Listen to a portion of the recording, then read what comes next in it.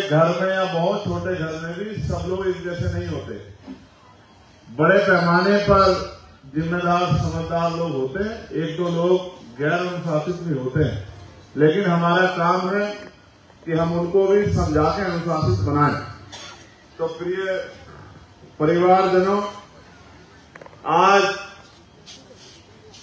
उड़ीसा के भुवनेश्वर में जब मैं और आप बात कर रहे हैं तो मेरा आपसे आग्रह रहेगा, जो साथी भीम आर्मी से जुड़े हुए हैं वो अपने फोन कृपया बंद करें और अपना दिमाग मेरी तरफ लगाएं, क्योंकि जब वो अपना दिमाग एक हाथ पकड़ के फोन में लगाएंगे, मैं इसका उदाहरण से बताता हूं तर्क के साथ, कि जब आप स्कूल में पढ़ते हैं, कॉलेज में पढ़ते हैं और टीचर पढ़ा रहा होता है और आपका ध्यान किसी दूसरी चीज में होता है, तो जब पेपर आता है और पेपर में वो क्वेश्चन आता है जो मास्टर ने पढ़ाया होता है, टीचर ने, तो फिर आप उसके जवाब में 0 लिख के आते हैं और आपके नंबर भी 0 ही आते हैं। इसलिए जब कोई अध्यापक पढ़ाए तो आपको सब चीजों से ध्यान हटाकर उसी चीज की तरफ ध्यान केंद्रित करना चाहिए जो टीचर पढ़ा रहा है। अगर आप उसकी तरफ ध्यान केंद्रित नहीं करोगे तो आप सीख नहीं पाओगे, और जब आप सीख नहीं पाओगे तो आप सिखा भी नहीं पाओगे। जब आप सीख भी नहीं पाओगे, सिखा भी नहीं पाओगे, तो आप अपना भी भला नहीं कर पाओगे और किसी अन्य का भला भी नहीं कर पाओगे। तो पहले आपको खुद से सीखना है। आपने देखा होगा कि स्कूल में टीचर तो सब कुछ पढ़ाता है, लेकिन सब कुछ हमें याद नहीं रहता। इसलिए हम कोशिश करेंगे कि साधारण भाषा में बात आप तक पहुंचे, और जब बात आप तक पहुंचेगी और आपकी समझ में आएगी तो बात दूर तक जाएगी। और हम लोग भी यहाँ इसलिए आए हैं कि बात दूर तक जाए, क्योंकि जब तक बात दूर तक नहीं जाएगी और उड़ीसा के घर घर तक नहीं जाएगी और अंतिम व्यक्ति तक नहीं जाएगी, तब तक आपका भला होने वाला नहीं है। क्योंकि ये लोकतंत्र है, ये राजतंत्र नहीं है। लोकतंत्र में अंतिम व्यक्ति का भी योगदान होता है, तो हमें अंतिम व्यक्ति को भी तैयार करना है। प्रिय बंधुओं, बहनों, भाइयों, मैं आपका धन्यवाद करने के साथ अब अपनी बात को शुरू करता हूं। और बात को शुरू करते हुए भगवान तथागत बुद्ध से लेकर उनके समकालीन जन्म में सभी महापुरुषों को नमन करता हूं। साथ साथ राष्ट्रपिता ज्योतिबा फूले, डॉक्टर बाबा साहब अम्बेडकर, छत्रपति साहू जी महाराज, भगवान बिरसा मुंडा, ईवी पेरियार रामानायकर स्वामी, पेरियार यादव, बाबू जगदेव प्रसाद कुशवाहा, जननायक कपूरी ठाकुर, महामना रामचूर वर्मा, मान्यवर दीना भाना वाल्मीकि और मान्यवर काशीराम साहब को भी नमन करता हूं। उनको भी आज के दिन श्रद्धांजलि देता हूं, क्योंकि अगर वो लोग नहीं होते, वो महान विभूतियां नहीं होती, तो ये आंदोलन नहीं चलता, और आंदोलन नहीं चलता तो मेरे जैसे प्राइमरी स्कूल के हेडमास्टर का बेटा आज लोकसभा का सांसद नहीं होता और इतनी बड़ी जनसमूह को यहाँ मंच से खड़े होकर अपनी बात से संबोधित नहीं कर रहा होता। तो मैं अपनी बात को यहाँ से शुरू करता हूँ, जब बाबा साहब अम्बेडकर ने कहा है कि जो समाज अपना इतिहास नहीं जानता वो कभी अपने भविष्य का निर्माण नहीं कर सकता है। पहले हमें इतिहास को जानना चाहिए। आप अगर हाथों की ताली बजाने में भी अपना ध्यान भटकाओगे तो भी आपकी समझ में कम आएगा। मैं तो ये चाहता हूं कि आप सारा ध्यान मेरी बात पर ही रखें, ना तालियों पर ध्यान रखें, ना झंडे को लहराने में, क्योंकि इसका तो बहुत समय आएगा जब आप मेरी बात आपको अच्छी लग जाए तो मेरे बात को खत्म होने के बाद आप खूब ताली बजा लेना। लेकिन अभी क्योंकि जो मैंने सीखा है, आप मेरी तरह जेल में जाके लाठियां खा के, अन्याय सह के, मुसीबत सह के, भूखा प्यासा रह के अगर सीखना चाहते हो तो उसमें बहुत सारा समय लगेगा। और अगर मेरे द्वारा बताई हुई बातों को सीख लोगे तो बिना कोई कष्ट सहे बढ़िया एसी में बैठ के भी आपकी बात समझ में आ जाएगी। जो मैंने और हमारे साथियों ने धक्के खा के, खाद छान के, मुसीबतें सह के, जेल में काली रातें काट के और तमाम तरह की परेशानियां खा के सीखा है, वो आप बहुत आसानी से मेरे द्वारा सीख सकते हैं। कुछ साथियों ने मोबाइल ऑन किए हुए हैं उनकी लाइट जो है, फ्लैश लाइट जली हुई है, वो आंखों में लग रही है। जब मैं गर्दन घुमाता हूं तो वो एकदम से उसका रिफ्लेक्शन आता है। तो मैं ऐसा अनुरोध करूंगा, जो वीडियो जिनकी इच्छा भी है, जो बिल्कुल ध्यान देना नहीं चाहते, तो कम से कम फ्लैश लाइट बंद करके अपनी वीडियो बना लें, जिससे कि औरों का नुकसान ना हो। तो जब बाबा साहब ने कहा था कि जो समाज अपना इतिहास नहीं जानता वो कभी अपने भविष्य का निर्माण नहीं कर सकता है, तो मैं आपको याद दिलाना चाहता हूं कि 1947 में ये जो व्हाइट टी शर्ट में बच्चा बैठा है, जिसका मोबाइल ऑन है, उसको कह रहा हूं वो अपनी लाइट बंद कर ले यार, ऐसा ना करे, सबको परेशानी ना क्रिएट करे। ये यहां बैठा है, पीली शर्ट वालों के पीछे तीसरे नंबर पे बंद है, बस बैठे आप लोग उधर मत ध्यान दो। यही जिनकी तरफ इशारा किया गया, यही छोटे बच्चे हैं व्हाइट टी शर्ट में जो बैठे हैं, वो phone bar bar light on कर रहे हैं। हाँ बिल्कुल, आपके हाथ के नीचे जो बैठे हैं, यही मेरी नजर बड़ी तेज है, मैं वकील हूं, सब लोगों का ध्यान रखता हूं। अब तो मैं बाद में ही नाम लूंगा। अच्छा ठीक। तो मैं आपको इसलिए याद दिला रहा हूं कि देश में राजतंत्र हुआ करता था। कभी इसमें कोई बाहरी शासक आता था और अपनी सेना के दम पे या अपनी पॉलिसी के दम पे इस देश में राजकाज करता था। इस देश में समय समय पे विदेशी आक्रांता आए, कभी आर्यंस आए हैं, कभी हुन आए हैं, कभी शक आए हैं, कभी यवन आए हैं, मुगल भी आए हैं, अंग्रेज भी आए हैं। बहुत सारे शासक इस धरती पर, जिसको आज हम लोग भारत के नाम से जानते हैं, कभी जम्बू द्वीप हुआ करता था, और भी जो है कई बहुत सारे नाम इस देश के रहे हैं, इस भूमि के रहे हैं, जिसको हम भारत कहते हैं। और कॉन्स्टिट्यूशन में आर्टिकल 1 में लिखा इंडिया दैट इज भारत, यानी कि ये हिंदी में भारत है और इंग्लिश में इसको इंडिया हम लोग कहते हैं। इसलिए मैं बार बार टोकता हूं कि जो लोग इसको हिंदुस्तान कहते हैं, मैं उनको समझाता हूं कि आप कॉन्स्टिट्यूशन के खिलाफ हो, कॉन्स्टिट्यूशन के खिलाफ जाके बात करते हो, तो जो कॉन्स्टिट्यूशन के खिलाफ जाके बात करता है फिर वो कॉन्स्टिट्यूशन का सहारा नहीं ले सकता है। कॉन्स्टिट्यूशन ने तो सबको अधिकार दिए हैं। प्रिय साथियों, तो मैं बात आपसे कर रहा था कि इस देश में राजतंत्र था, और राजतंत्र में राजा जो कहता है वही बात अंतिम व्यक्ति को माननी पड़ती है। राजा अगर दिन को रात कहता है तो प्रजा को दिन को रात माननी पड़ती है, और राजा अगर रात को दिन कहता है तो प्रजा को रात को दिन मानना पड़ता है, क्योंकि राजा ही सर्वोपरि होता है। और लंबे समय तक राजशाही चली। फिर राजशाही के दौरान जब अंग्रेज इस देश में आए तो इस देश में तमाम तरह की रूढ़िवादिता, कुरीतियां और तमाम तरह की बुरी जो इस देश को आदतें लगी हुई थी, या इस देश में व्यवस्था बना के, कानून बना के बहुत सारे लोगों को झुंड जाति का जीवन और बिना अधिकारों के जीवन जीने के लिए जिस तरह की व्यवस्था बनाई गई थी, जिस तरह कठोर कानून बनाए गए थे, समय समय पे का और तमाम तरह से, यहाँ तक कि सूर्य की रोशनी में भी निकलने का जो है अधिकार नहीं था।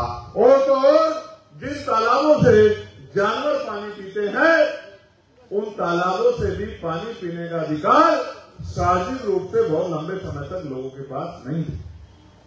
फिर इस देश में समय समय पर आंदोलन चले और तमाम तरह से, और मुझे तो ये भी बताने में प्रयास नहीं है, किसी बोर्ड की मेंबर भी बनती हैं या चपरासी से लेके क्लास 1 के अधिकारी कर्मचारी बनती है, अगर ये अधिकार किसने दिया है तो ये डॉक्टर बाबा साहब अम्बेडकर के संविधान ने दिया है। उसके अलावा कोई अधिकार किसी महिला के पास नहीं था। तो मैं ये बात आपको इसलिए बता रहा हूँ, महिलाएं तो देश में शासक भी नहीं हो सकती थी, महिलाओं को तो पैरों की जूती माना जाता था। ये देश का इतिहास कहता है, आप पढ़कर देख लो, आपको पता लग जाएगा। तो मैं आपसे बात इसलिए जिक्र कर रहा हूँ कि राजतंत्र के बीच में जब अंग्रेजों का यहाँ आना हुआ और अंग्रेजों ने अपने हिसाब से देश को चलाना शुरू किया, तो अंग्रेजों के बीच में कुछ न्यायप्रिय लोगों ने देश में जो कुरीतियां थी उनके खिलाफ आंदोलन चलाया। ये आंदोलन पुनः राष्ट्रपिता ज्योतिबा फुले के नेतृत्व में शुरू हुआ। फिर इनको इस आंदोलन को साहूजी महाराज ने आगे बढ़ाया। फिर इस आंदोलन को बाबा साहब अम्बेडकर ने आगे बढ़ाया। और आंदोलन क्या था कि 10-20% लोग मेरी बात को मानकर और यहाँ काम करेंगे, 3-4 साल मेहनत करेंगे, तब जाके आशा की किरण कोई दिखाई देगी, तब जाके कोई परिवर्तन होगा। तो मैं आपको बात को आगे बढ़ाता हूँ कि राष्ट्रपिता ज्योतिबा फूले के बाद साहू जी महाराज ने यहाँ 1902 में आरक्षण की व्यवस्था लागू की, जब उन्होंने 50% आरक्षण पिछड़े वर्ग के लोगों को देने का काम किया। फिर इस देश में बाबा साहब अम्बेडकर के जैसे क्रांतिकारी जो है सूर्य का उदय हुआ, जिन्होंने इस देश में तमाम तरह की कुरीतियों के खिलाफ, चाहे काला राम मंदिर का आंदोलन हो कि मंदिर में जाने की आजादी मिले, या फिर महासत्याग्रह हो कि पीने के पानी की साधनों से आजादी मिले, तमाम तरह के आंदोलन करके, और आंदोलन हवा में नहीं होते, उनके लिए मूवमेंट चलानी पड़ती है। तो पहले उन्होंने समता सैनिक दल बनाया, फिर उन्होंने लेबर पार्टी ऑफ इंडिया बनाई, फिर उन्होंने शेड्यूल कास्ट फेडरेशन बनाया, फिर उन्होंने अंतिम समय में आरपीआई बनाई, और साहित्य के क्षेत्र में भी बहुत सारे ऐसे जो हैं कि पत्रिका चला के, चाहे अखबार निकाल के, कई तरह से जो है समाज को जागरूक करने का काम किया। अंत धार्मिक रूप से भी बुद्धिज्म की तरफ समाज को ले जाके एक बहुत बड़ा परिवर्तन करने का काम किया, क्योंकि उन्होंने येवला में ये संकल्प लिया था कि मैं हिंदू धर्म में पैदा हुआ हूँ, इसमें मेरा अधिकार नहीं था, लेकिन मैं हिंदू धर्म में मरूंगा नहीं, इसमें मेरा अधिकार है। इसलिए उन्होंने 14 अक्टूबर 1956 को बौद्ध धर्म की दीक्षा ली और अपने अनुयायियों से कहा कि आपको भी इस धर्म में आना चाहिए और उस धर्म को त्यागना चाहिए जो धर्म ऊंच नीच की बात करता है, जो धर्म गैर बराबरी की बात करता है, जो धर्म असमानता की बात करता है, उस धर्म को त्यागना चाहिए। ये संदेश भी बाबा साहब अम्बेडकर ने दिया। फिर उनके जाने के बाद मानव काशीराम साहब ने आंदोलन को संभाला, लेकिन इस बीच में एक इतना बड़ा परिवर्तन हुआ, इतना बड़ा परिवर्तन कि जो हजारों साल से चली आ रही व्यवस्था थी, उसको बाबा साहब अम्बेडकर ने 2 साल 11 महीने 18 दिन के संघर्ष से संविधान के रूप में, ये छोटे छोटे संविधान की कॉपियां यहाँ हमारे भाइयों ने रखी है, इस संविधान के रूप में उन्होंने तमाम अधिकार, चाहे महिला हो, पुरुष हो, ऊंची जाति का हो या तथा के लिए नीची जाति का हो, या अगड़े हो, पिछड़े हो, शेड्यूल कास्ट हो, शेड्यूल ट्राइब हो, सबको मान सम्मान की जिंदगी और आगे बढ़ने के अवसर दिलाने का काम किया। ये परिवर्तन तब हुआ जब इस देश में लोकशाही आई, और लोकशाही में जब वोट का अधिकार मिला, तब जाके बहुत बड़ा बदलाव हुआ। जब ये तमाम तरह के परिवर्तन चल रहे थे, तो हमारे लोगों के सामने बहुत सारे सवाल थे कि जिनको बिल्कुल अधिकार नहीं थे, वो इस देश में लोकतंत्र के जरिए या संविधान के जरिए उनके जीवन में क्या बदलाव होंगे। बाबा साहब ने समय समय पर स्पष्ट किया कि संविधान के जरिए आप भी, मैं तो स्कूल के बाहर बैठ के पढ़ा हूं, लेकिन आप कुर्सी पे लोगों, पढ़ने वाले बच्चों के बराबर में बैठ के पढ़ सकते हैं और अच्छी शिक्षा दीक्षा लेके क्लास 1 से लेके और क्लास 4 तक के एम्प्लॉय बन सकते हैं। और लोकतंत्र के जरिए आप गांव के सरपंच से लेके और देश की सर्वोच्च कुर्सी से जा सकते हैं। आज आप देखें, ये लोकतंत्र की महिमा है कि देश की राष्ट्रपति वो आदिवासी समाज से आती है और उनमें भी महिला है, और यहाँ पर मजबूरी में ही सही, लेकिन आदिवासी समाज का मुख्यमंत्री भाजपा के लोगों को बनाना पड़ा है। वो भाजपा के लोग जिनके ऊपर आरोप था कि ये ऊंची जातियों की पार्टी है, ये ब्राह्मण बनियों की पार्टी है, उनको भी अति पिछड़ों को और कहीं पे तो आदिवासी भाइयों को भी, और इससे पहले मुस्लिम भाइयों को भी राष्ट्रपति बनाना पड़ा। ये लोकतंत्र की देन है। जिनसे प्यार भी नहीं है, जिनके अधिकार लूटने हैं, उनको भी कुर्सी देनी पड़ती है।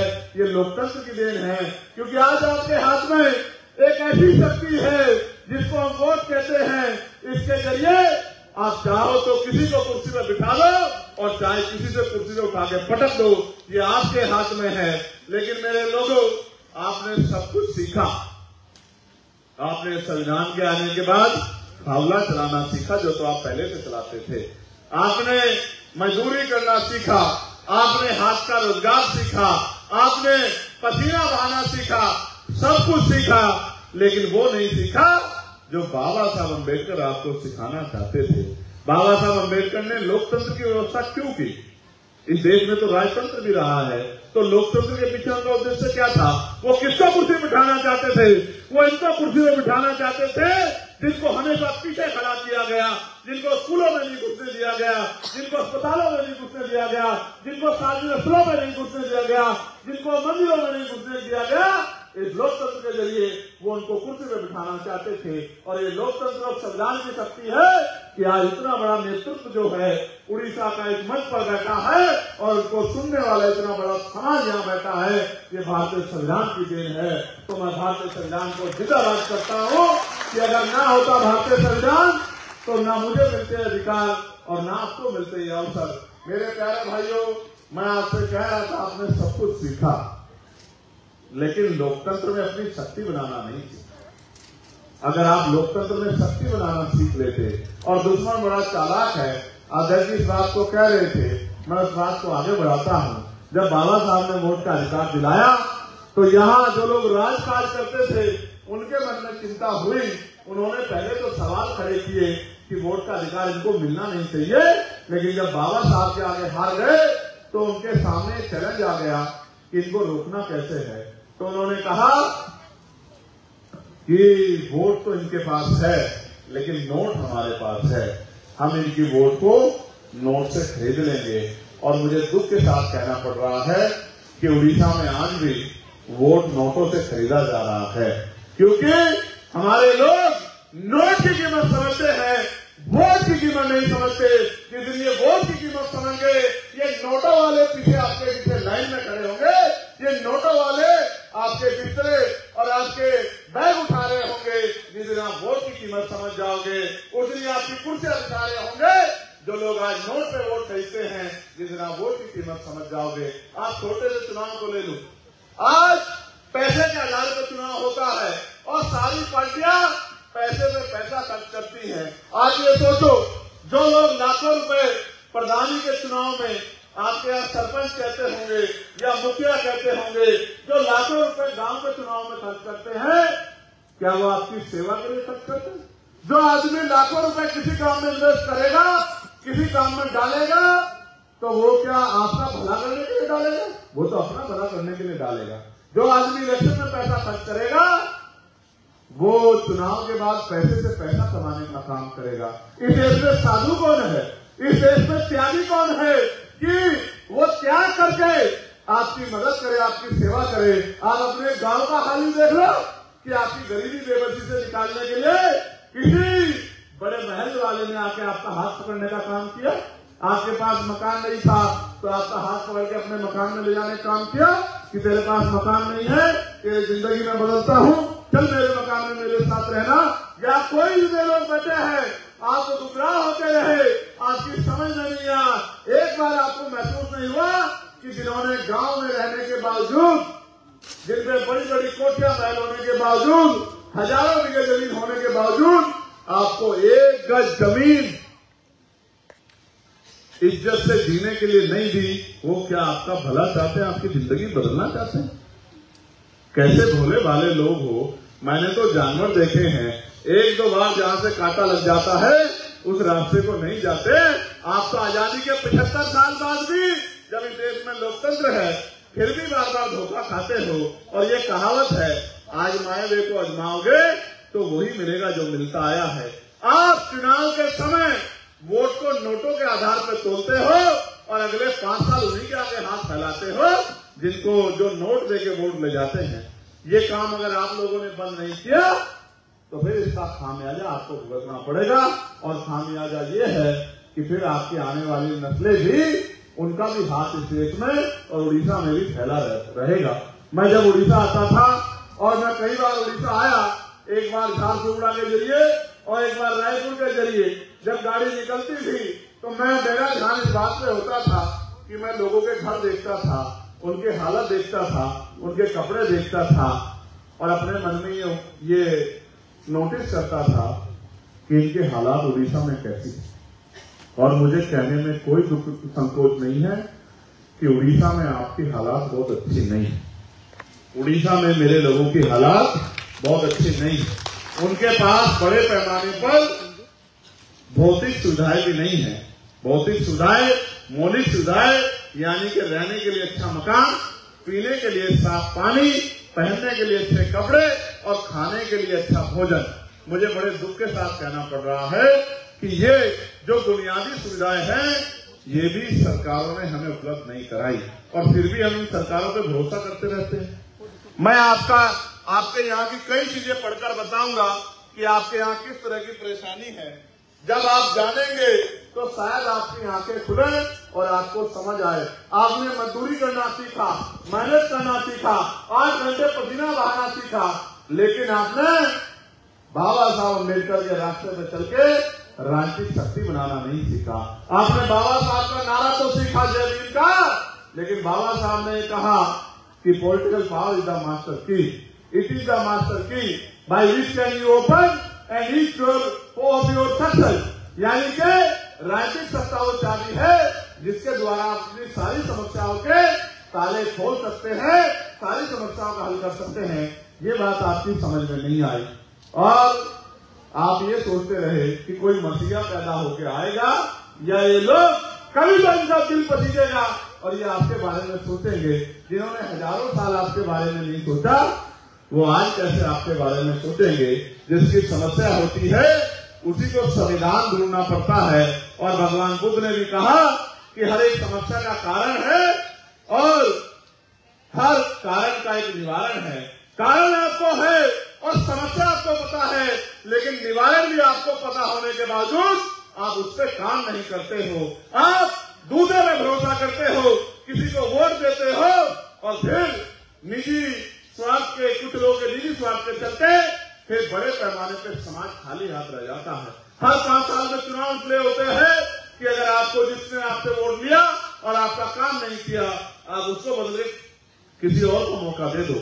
लेकिन इस देश में तो बहुत तरह की विविधताएं हैं और जैसा मैंने बीच में कहा कि पैसे के आधार पर जो चुनाव हो रहा है ये असल में लोकतंत्र की हत्या है, क्योंकि पैसे वाला चुनाव और जब पैसे आधारित चुनाव होगा तो पैसे वाला ही लड़ेगा, गरीब का बेटा आगे नहीं बढ़ेगा।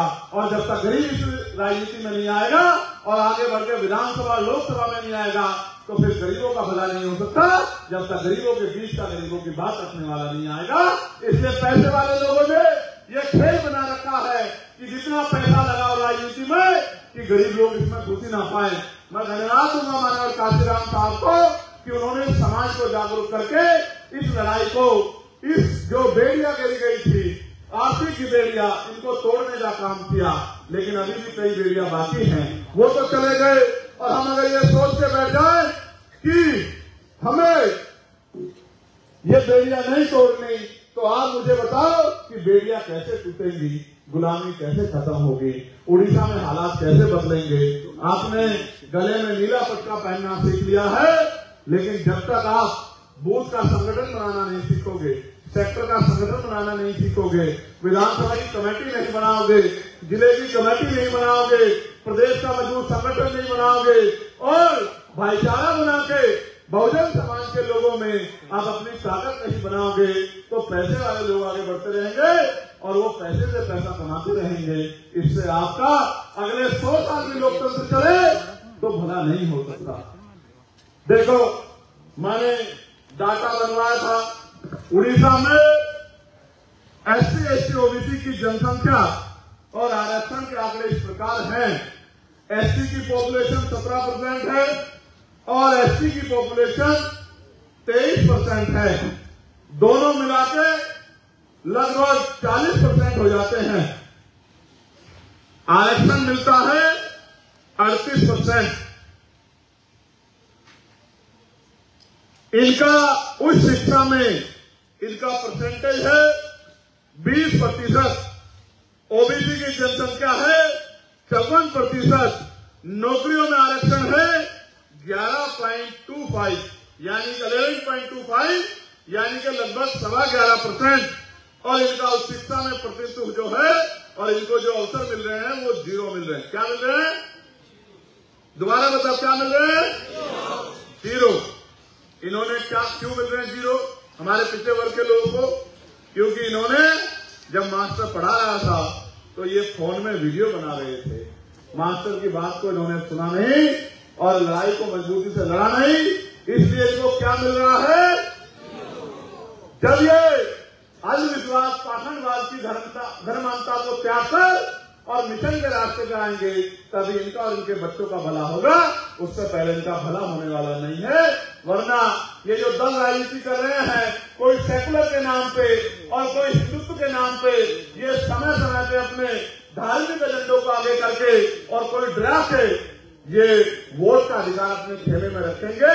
कभी भाजपा आती रहेगी, कभी कांग्रेस आती रहेगी और यहाँ तो तीसरा भी दल है बीजेपी नाम का, कभी वो आता रहेगा और आप पीछे बैठ के ताली बजाते रहना और तमाशा देखते रहना। शाम में निकलकर और खुद के जीवन को और खुद के सपनों को दांव को लगाकर लोगों को जागरूक करने का काम करेंगे। बहुत सारे लोग बलिदान देंगे, तब जाके बात आगे बढ़ेगी। मैं और आपको आगे सुनाता हूं। यहाँ सामान्य जाति की जनसंख्या है 6% और उनको उनकी सरकार ने आरक्षण दिया है EWS 10%, यानी कि उनके यहाँ कोई बच्चा पैदा होगा तो उसके माथे पे लिखा होगा कि इसको नौकरी मिलनी ही मिलनी है। जिनकी आबादी 6% है उनको आरक्षण 10% है। और मुझे कहने में कोई हर्ज नहीं, इस आरक्षण के लिए उन्होंने कभी कोई आंदोलन नहीं चलाया, बस वोट के आधार पर अपनी सरकार बनाई।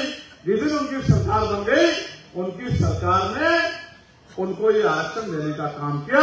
इस आरक्षण के लिए बाबा साहब अम्बेडकर को गोलमेज कॉन्फ्रेंस में गए थे और वहां से उनको कम्युनल अवार्ड मिला था और अंत सितंबर 1932 में 24 सितंबर 1932 को फिर पुनः व्यक्त होकर ये आरक्षण नाम का झुंझुना हमें मिला था, जिसके लिए बाबा साहब खून के आंसू है।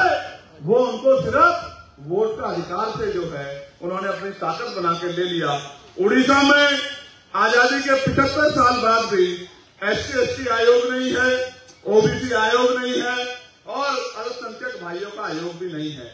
क्यों बनाया जाए? सरकार तो उनकी है, वो आपका आयोग क्यों बनाए? आयोग बनेगा तो आपकी सुनवाई होगी और आयोग के जरिए कुछ लोगों पे कार्रवाई होगी, इसलिए वो आयोग बनाते ही नहीं है। तो राजकाज के हाथ में वो क्यों बनाए? हाल ही में दलित समुदाय के एक वरिष्ठ IAS अधिकारी जिनका नाम है विष्णुपद सेठी CBI छापे के शिकार हुए क्योंकि वे मुख्य सचिव बनने जा रहे थे और ये साजिश के थ्रू जो लोग उनको नहीं बनने देना चाहते थे उन्होंने ये काम कराया जिससे उनके ऊपर आरोप लग जाए। आपने देखा महाराष्ट्र के एक नेता हैं, उनके ऊपर भ्रष्टाचार के आरोप थे। 2 दिन पहले प्रधानमंत्री ने एक सभा में कहा कि वही उस आदमी को मैं जेल भेजूंगा और अगले दिन उस आदमी ने सरकार में इनके साथ शामिल वो हो गया तो उसको डिप्टी चीफ मिनिस्टर बना दिया। और यहाँ आपके आदमी के ऊपर इस तरह का जो है एलिगेशन लगवाकर और उसको मुख्य सचिव बनने से चीफ सेक्रेटरी यानी कि प्रदेश का सबसे मुख्य आदमी, प्रशासनिक अधिकारी जिसकी कलम में वो शक्ति होती है कि पूरे प्रदेश को हिला सकता है, आपका आदमी ना बन जाए। ये जो देखिए जातिवाद और ये जो भेदभाव की जो पराकाष्ठा है, इसका जो है उदाहरण जीता जागता आपको देखने को मिला। SSC यानी कि आश्रम स्कूल पद्धति में खराब प्रशासन की लापरवाही के कारण जो मलकानगिरी डिस्ट्रिक्ट है, वहां की एक बेटी जो 10वीं कक्षा में पढ़ रही थी, उसको वो गर्भवती हो गई। ये मेरे लिए बहुत पीड़ादायक है। आप महसूस करके देखो कितना अन्याय, जिन बच्चों को हम पढ़ने के लिए भेजते हैं उनके साथ किस तरह का अन्याय स्कूलों में हो रहा है। ये बड़ा चिंताजनक है। कल मैं भी अपने लोकसभा क्षेत्र में आश्रम पद्धति के स्कूल में गया था। 12वीं तक का स्कूल है, कक्षा 6 से मैं गया था 10 मिनट के लिए। 3 घंटे उन बच्चों के बीच में रहा, उनकी परेशानियों को सुना, उनके दुख दर्द को जाना, उनके स्कूल के टीचर से बात की, उनके वॉशरूम से लेके हर एक चीज का निरीक्षण किया, खाने से लेके हर चीज की बात रखी कि इन बच्चों को परेशानी नहीं होनी चाहिए और उन बच्चों को भी समझाया कि आपको अवसर मिला है, यहाँ से जब आप पढ़कर निकलो तो एक अच्छे कर्मचारी अधिकारी बनने की तरफ आपका ध्यान होना चाहिए। ऐसा नहीं कि आगे पढ़ने के बाद आप घर में चली जाओ और आप अपने जीवन में आगे बढ़ने के बारे में ना सोचो। फिर पोस्ट मैट्रिक छात्रवृत्ति शैक्षिक वर्ण के वर्ष के अंत में मिलती है। अगर ये शुरुआत में मिल जाए तो तमाम तरह से स्कूल जो है, जो बच्चों को परेशान करते हैं, ये परेशानी का काम बंद हो जाए। इसमें भी 60% पैसा केंद्र की सरकार